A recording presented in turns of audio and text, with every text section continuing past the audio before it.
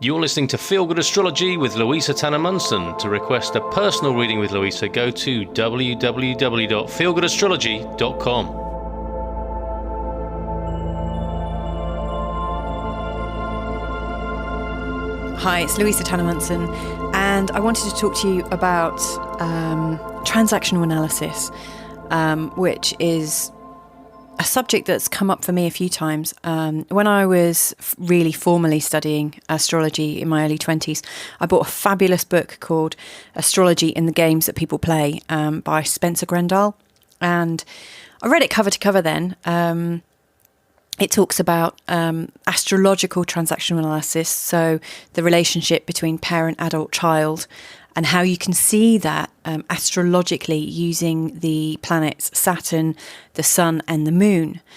And I paid it about the right level of attention as I could for my experience level and my knowledge and, you know, what was going on in my life back then, age 20. And then I started reading it again after my first Saturn return, around my 30s. And it took on a greater relevance because I'd obviously been thinking around parenting and what it meant to be a really good adult, and also in trying to shed some of my childhood issues.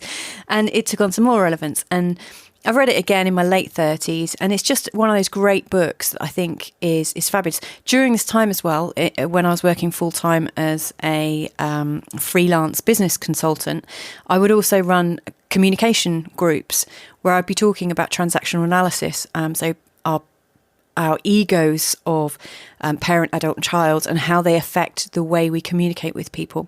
So I thought this was a good subject to cover. So in transactional analysis, which I believe was really brought to the fore by Eric Berne in the 1950s, transactional analysis suggests that we have personas captured within our organism. And the three really strong archetypes or personas that we have is the parent, the adult and the child. And the parent is that side of us that takes responsibility, that looks after others, that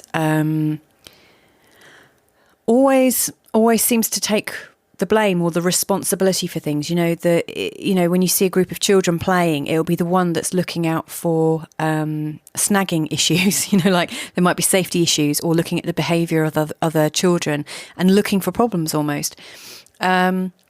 It's also the person that organises things and sort of takes control of things in that way. So the parent is a really important archetype, and when people have a very strong a strong and positive parental persona, then they're naturally able to stand up and take responsibility for things and do it in a way that doesn't trigger off other people. So they're able to assume responsibility without really upsetting people, and they really take care and put a level of control around situations. Now, when people have a very negative parental persona, then it can be expressed that people are sort of power hungry and grab responsibility without necessarily building trust first. So they could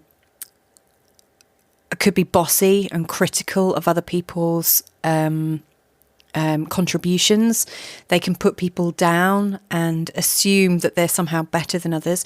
I think all you have to really do is imagine your ideal parent versus a real nightmare of a parent, and that can give you an idea as to the two types of personas that you might see expressed. The same goes with the adult and the child. They have a sort of positive expression and a negative one. The adult is about being assertive and just not needing to go into the parental role or not into the child role. It's very much neutral and free of blame, free of victimhood, free of games. When someone has a very strong and positive adult role, they don't need to do any of this because they are naturally themselves, naturally at peace. They know what they can do, they know what they can't do, and they accept. There's a certain level of acceptance with them. They accept that other people are at the level that they are at. So they're very assertive and very accepting, which makes them very sane and attractive people to be around. Much nicer to be led by a positive, assertive adult persona who has got it right. A negative adult persona is somebody that really bounces between the negative parent and the negative child and finds it very difficult to stand strong in who they are. So there's somebody that doesn't really know who they are and sort of bounces from type to type. So there's not much feeling of strength or core identity. And then the child, you've got what's described as the free child or spontaneous child and the spoilt child. Now you can imagine what the spoilt child is like. It's the sort of persona that is needy and demanding and whiny. You just have to imagine a small little spoilt child demanding attention and just being relentless, like broken record. And yet, and they're very hurt and fragile. And their egos need feeding a lot. And then you've got the sort of free and spontaneous child that can also be a bit problematic because children do need some guidelines. But they are creative and spontaneous and need freedom and probably won't really get in your face too much, provided they're given enough freedom. But if they're reined in, then they can become spontaneous in a very unhelpful way. But you've got those two kinds of things. And what the theory posits is that the types go hand in hand in our communications with other people. I'm just trying to sort of paraphrase this before I get to the astrological bit. But for instance, somebody with a very strong and quite negative parent persona that is critical, demanding of people's performance and laying guilt trips on people. They tend to attract lots of victim-y, demanding, spoilt children. And so they tend to be a pair. So where you have an overbearing parent, you have quite a weak child. And those two play with each other and they attract each other in life quite considerably. Where you have a very positive parent who is nurturing, you're more likely to have a free and spontaneous child or also a very positive adult. So you get these sort of little interactions that go on between the positive and negative sides of each of these positions, parent, adult, child. Now, what fascinates me, and this is where I'm getting to, it's taken me a while, sorry.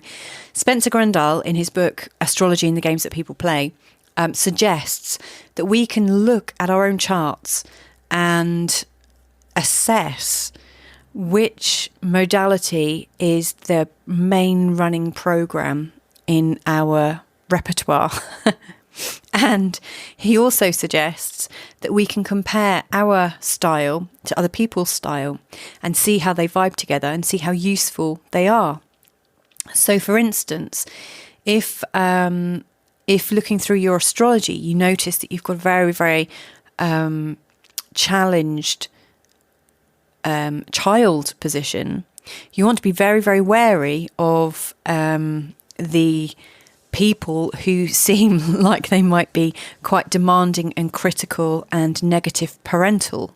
You'd like to, the best place to find, or the best person to be around, is probably a positive, assertive adult who is likely to coach you up to excellence. So it becomes quite a useful tool when you're looking at relationships, when you're looking at the relationships with your own children or your family members or your business partners. In fact, anyone that you have a relationship that's formed on give and take.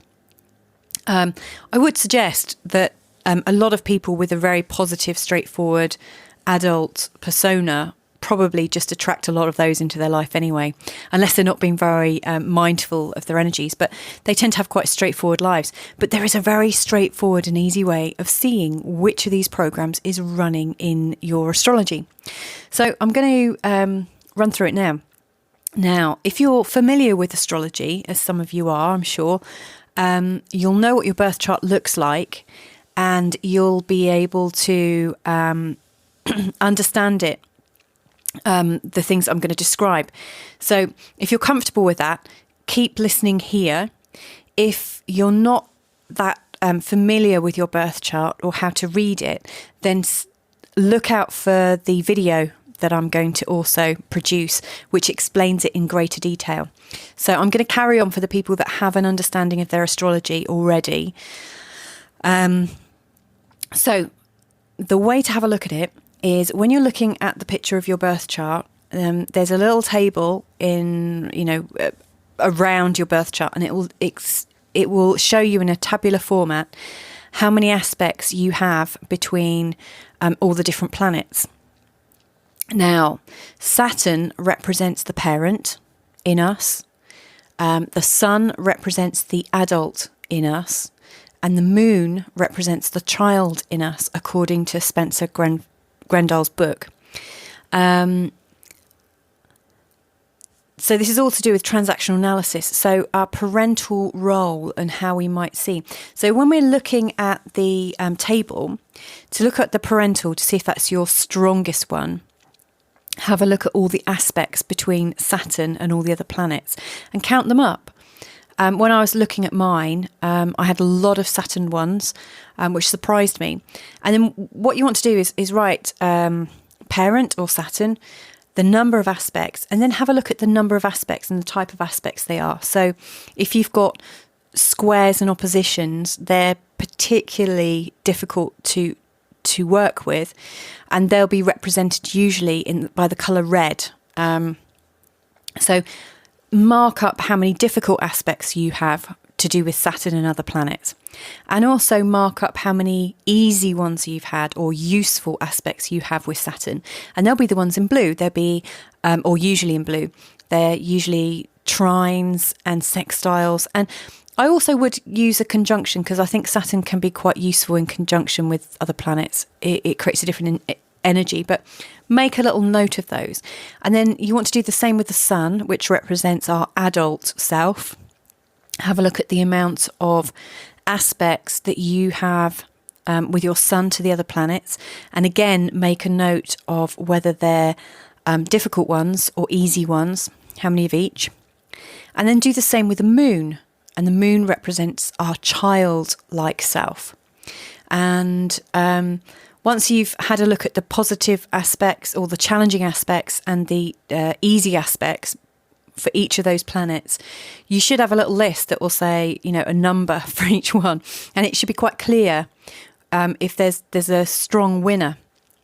Now, it was no surprise to me to see my results, because my Saturn and my moon link up. I have a trine between them. However, I have a lot of aspects to do with my moon, because I'm quite a free agent and quite emotional. The moon represents our emotions and our behaviours, which are started in childhood, and it's very instinctual. So I knew my moon was going to be quite strong in this. My Saturn is also just as strong, equally as strong. I was a bit surprised by that, but I have a kind of push-me-pull-you kind of relationship with authority. I'm good as gold and very, very compliant to things.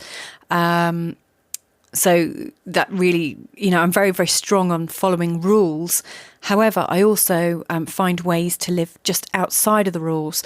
Provided I'm in a playground or in a whatever board game I'm on, the board game of life, I look for the place with the least amount of rules around me, because when I'm in a place with rules, I follow them, but I prefer to be quite spontaneous. So I've got this very weird adaptation in my personality to do with those.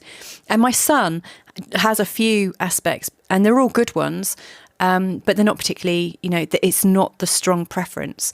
And I think really what this sort of has explained to me is that life is going to test me, or has tested me for quite some time, toing and froing between Saturn and the moon.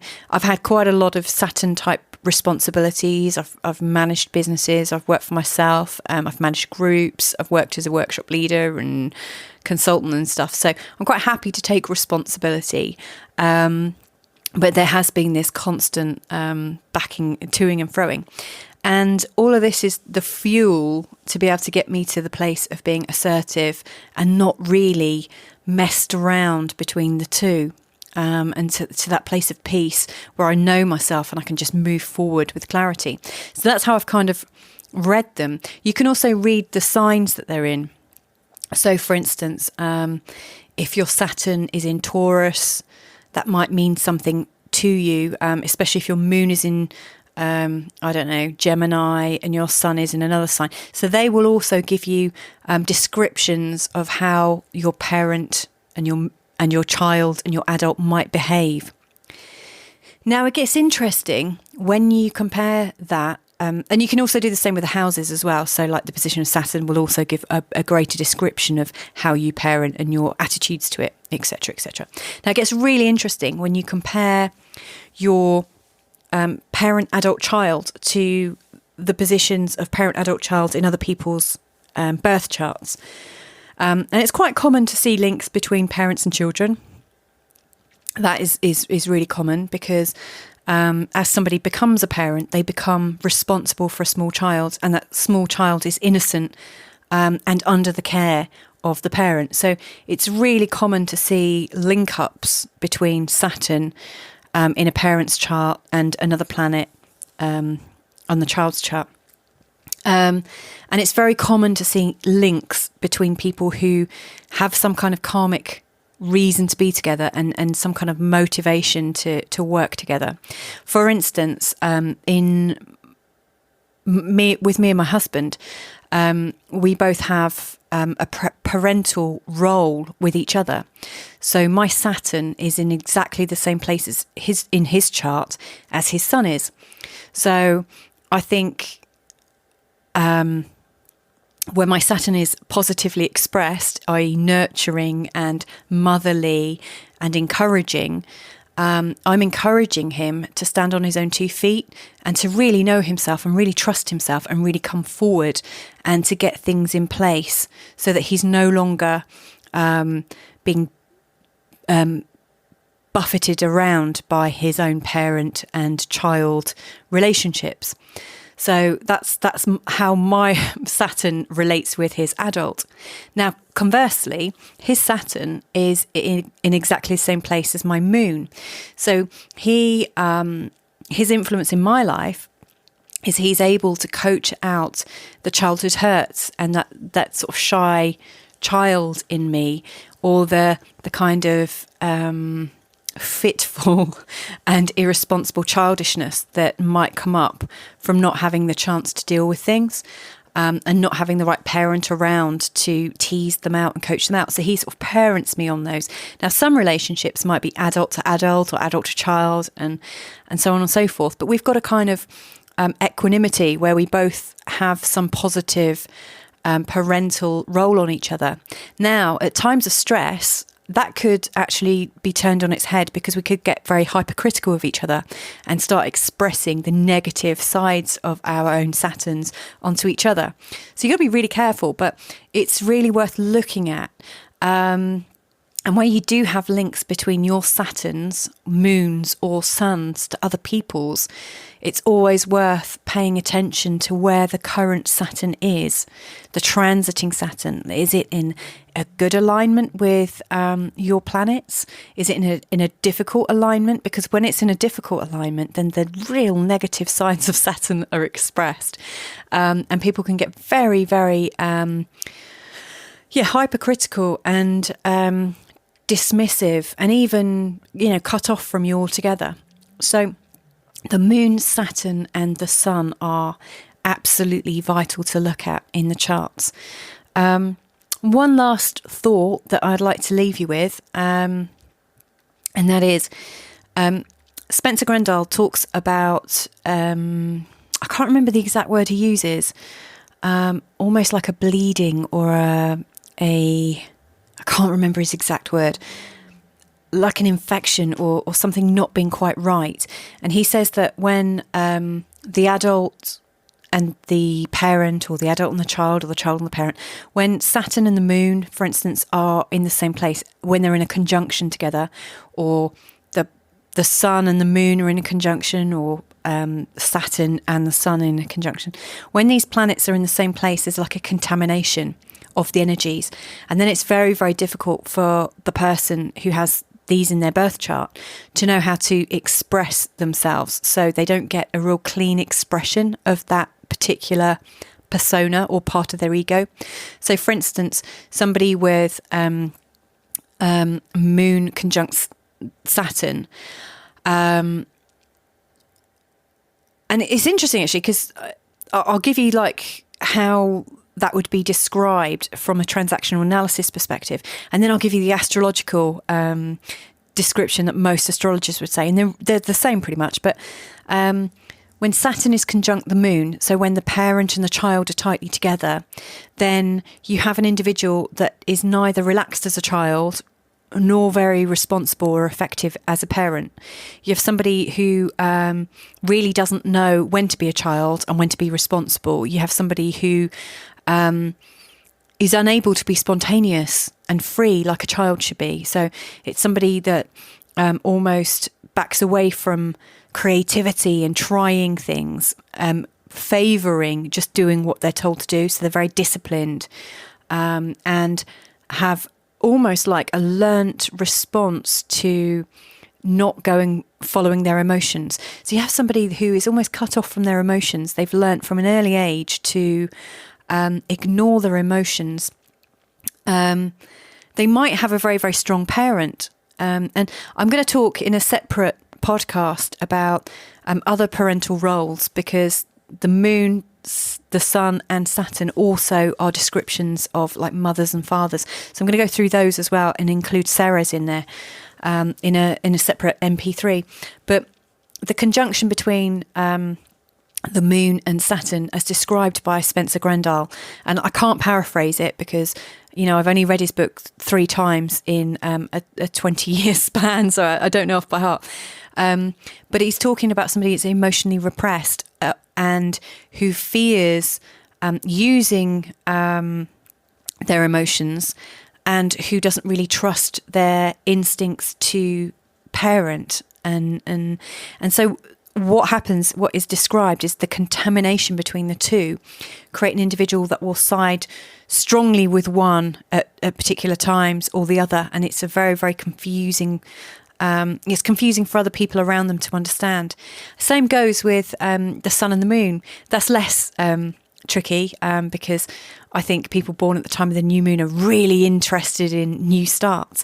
And when you've got the positive adult that is assertive, you've got someone that's quite gung-ho and will really give things a go. So you've got an adult who doesn't always check themselves and they just move forward on the spontaneity of their emotions. That's a much more attractive character probably to be around. The parent and adult together is a different kind of contamination, according to Grendahl. So you've got somebody that takes responsibility and also wants control. And so it's a very, very strong persona. Someone with a very strong Saturn sun is deeply responsible and doesn't really have time to goof off. He's very serious and methodical and dutiful. Now, astrologically, and if an astrologer was to read those conjunctions, I would never, and I'm sure Spencer doesn't either, but I would never really say this is how it is and this is a contamination and you can't move forward from this. I would see it as a very strong ego stamp. It's like a very strong persona that this person carries with them that makes them quite unmistakable in the crowd. It's just like they have a very, very strong aura of either sort of, according to the planets that are involved. Now, in very rare cases, you'll have Saturn, the sun and the moon in the same place. And that happens, that would happen once a year. So, people born on like one particular day of every year will have that kind of configuration. And I know a couple of people who I've done astrology for, and they are very, very, very driven, and they are very well-meaning, and also struggle with expressing their emotions or knowing when to express them, knowing when to express their bossy sides, and also how to get the balance that a lot of people find a lot easier than they do. And so this is a person that can be quite compelling and quite charismatic and can definitely achieve a lot, but also somebody who can really trip themselves up. So there's a lot going on.